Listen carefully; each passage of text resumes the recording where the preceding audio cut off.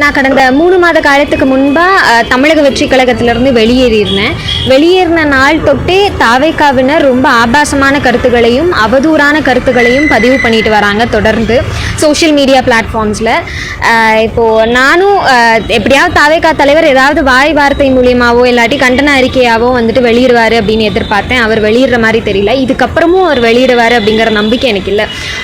அதனால இன்னைக்கு கமிஷனர் ஆஃபீஸில் தமிழக வெற்றி கழகத்தோட தலைவர் திரு விஜய் அவர்கள் மேலேயும் அவரோட தொண்டர்கள் மேலேயும் கம்ப்ளைண்ட் ஃபைல் பண்ணியிருக்கேன். ஆக்ஷன் எடுப்பாங்க அப்படிங்கிறத நம்புகிறேன்.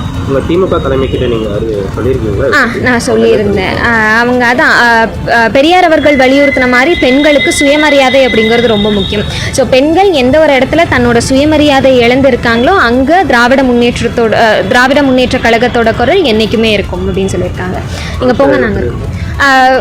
லீகலான ஆக்ஷன்ஸ் ப்ரொசீடிங்ஸ் எல்லாமே எடுக்கப்படும் அப்படின்னு சொல்லியிருக்காங்க.